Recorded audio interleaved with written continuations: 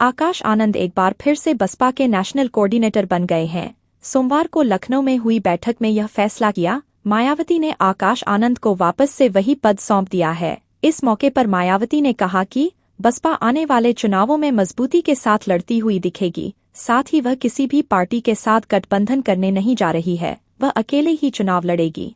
Bahujan Samaj party की राष्ट्रीय अध्यक्ष मायावती की भतीजे आकाश आनंद से नाराजगी दूर हो गई है। दरअसल उत्तर प्रदेश की राजधानी लखनऊ में बसपा प्रमुख मायावती ने लोकसभा चुनाव में हार के बाद राष्ट्रीय कार्यकारिणी की बैठक की। बैठक में भतीजे आकाश ने मायावती के पैर छुए। लोकसभा चुनाव के दौरान अपनी एक स्पीच के बाद मायावती ने उन्हें इस पद से हटा दिया था। तब मायावती ने कहा था कि उन्हें अनुभव नहीं है, अभी उन्हें अनुभव हासिल करना होगा। बसपा सुप्रीमो मायावती ने अपने भतीजे आकाश आनंद को उत्तराखंड व पंजाब विधानसभा चुनाव के लिए पार्टी का स्टार प्रचारक बनाया था। लोकसभा चुनाव में पार्टी की हार की रविवार को होने वाली समीक्षा बैठक से पहले उनके इस फैसले को अहम माना जा रहा था।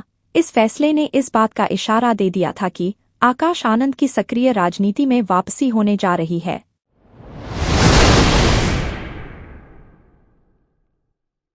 पेपर लीक के मामले ने इन दिनों देश भर में सुर्खियां बटोरी हैं।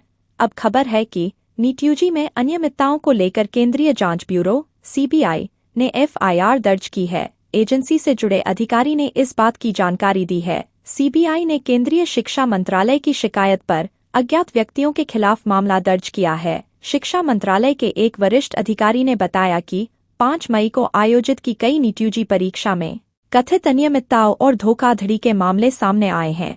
उन्होंने आगे कहा कि परीक्षा प्रक्रिया के संचालन में पारदर्शिता के लिए मामले को जांच के लिए सीबीआई को सौंपा गया है। इससे पहले बिहार पुलिस ने इस मामले में कुछ लोगों को भी गिरफ्तार किया था। वहीं नीट पेपर लीक का कनेक्शन महाराष्ट्र में भी मिला है। पुलिस ने 2 अध्यापकों से पेपर लीक मामले में पूछताछ की है।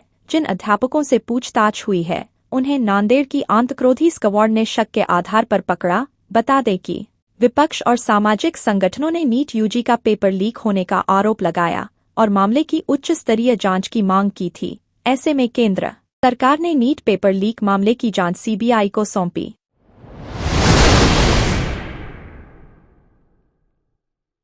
दिल्ली और आसपास के इलाकों में जोरदार बारिश होने से तपती गर्मी से बड़ी राहत मिली है। दिल्ली एनसीआर के कई इलाकों में रविवार को तेज हवा के साथ बारिश हुई। इससे पारे में गिरावट आई। मौसम विभाग के अनुसार हिमाचल प्रदेश और आसपास पश्चिमी विक्षोभ सक्रिय हो रहा है। इससे अगले 5 दिनों में जम्मू कश्मीर, लद्दाख, हिमाचल, पंजाब, हरियाणा, चंडीगढ़, दिल्ली में गरज और तेज हवा के साथ बारिश हो सकती है। उत्तर प्रदेश और राजस्थान में भी आंधी तूफान और गरज के साथ बारिश के आसार हैं। बंगाल की खाड़ी से निचले स्तर पर पूर्वी हवाएं भी चल रही हैं। इससे उत्तराखंड व पूर्वी यूपी में 7 दिनों तक छिटपुट बारिश की संभावना है। उत्तराखंड के कुछ इलाकों में जून के 23 से 25 तक व पूर्वी यूपी के कुछ हिस्सों में 24 व 25 जून को भारी बारिश हो सकती है। मौसम विभाग ने अगले 3 से 4 दिनों में पूर्वी यूपी और छत्तीसगढ़ में मानसून पहुंचने की संभावना जताई है। मध्य प्रदेश के 6 जिलों में मानसून पहुंच गया है। लू और गर्मी की चपेट में आने से 48 घंटे के दौरान देश भर में 40 लोगों की मौत हुई।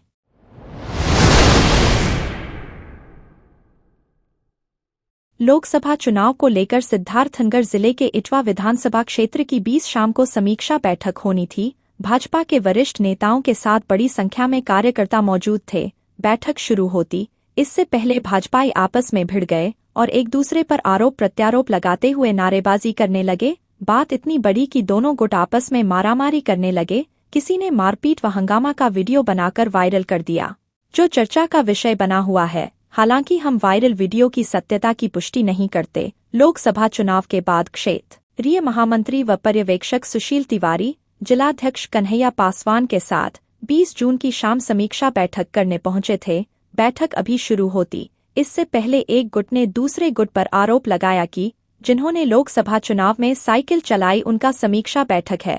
बैठक शुरू होते ही एक गुट इटवा विधानसभा क्षेत्र के एक कद्दावर नेता के खिलाफ नारेबाजी करने लगे। इसके बाद दूसरे गुट ने भी नारेबाजी शुरू कर दी। मामला इतना बढ़ गया कि मारपीट होने लगी। किसी प्रकार मामला शांत हो गया, लेकिन तनाव बना रहा। कुछ लोगों ने मारपीट व हंगामा का वीडियो भी वायरल कर दिया।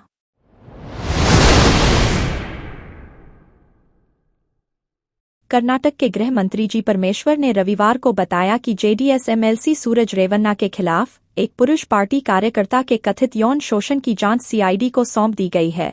पूर्व सांसद प्रज्वल रेवन्ना के भाई सूरज रेवन्ना को हासन में अप्राकृतिक यौन शोषण के आरोप में गिरफ्तार किया गया है। कुछ दिन पहले एक पार्टी कार्यकर्ता का कथित यौन शोषण करने के आरोप में सूरज रेवन्ना पर शनिवार को मामला दर्ज किया गया।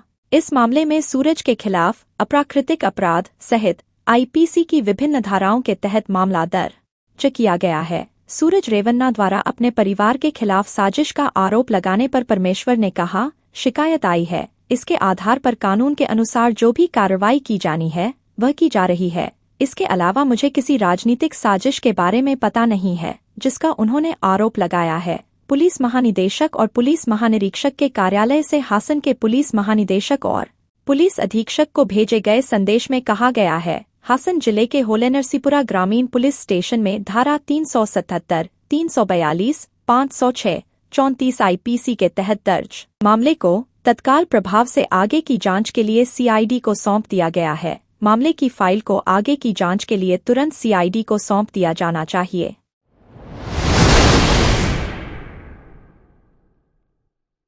हिंदी सिनेमा की दिग्गज अभिनेत्रियां इन दिनों गर्मियों का आनंद उठा रही हैं। बॉलीवुड की सबसे अच्छी दोस्त वहीदा रहमान, हेलेन और आशा पारेख की तिकड़ी इस समय छुट्टियों पर है। हाल ही में श्रीनगर में एक हाउसबोट से उनकी एक तस्वीर वायरल हुई जिसमें ये तीनों अभिनेत्रियां एक साथ दिख रही हैं। 70 के दशक की अभिनेत्री आशा पारेख जम्मू में वहीदा रहमान और हेलेन के साथ गर्मियों का आनंद ले रही हैं। छुट्टियों की कुछ तस्वीरें अभिनेत्री ने अपने इंस्टाग्राम पर साझा की जिसमें वह एक हाउसबोट पर अपनी दोस्तों के साथ दिखाई दे रही हैं। उन्होंने तस्वीर को एक कैप्शन के साथ साझा किया जिसमें लिखा था, श्रीनगर में हाउसबोट का आनंद लेते हुए। इसी के साथ उन्होंने कई हैशटैग भी लगाए थे जैसे friends for ever, friends like family और मेकिंग मेमोरीज। इन तस्वीरों के सामने आते ही यूजर्स ने इस पर अपनी प्रतिक्रिया देनी शुरू कर दी। एक यूजर ने लिखा, त्रिवेणी संगम, 60 और 70 के दशक की 3 बेजोड़ बेमिसाल नृत्य डांस क्वीन एक साथ, क्या शानदार पल है। एक अन्य यूजर ने लिखा, विंटेज रानियां। वहीं एक और प्रशंसक ने लिखा, आप सभी को एक साथ देखकर मेरा दिल खुश हो जाता है। मैं चाहता हूं कि वह समय फिर से आ जाए जब आप शूटिंग के लिए कश्मीर गए थे।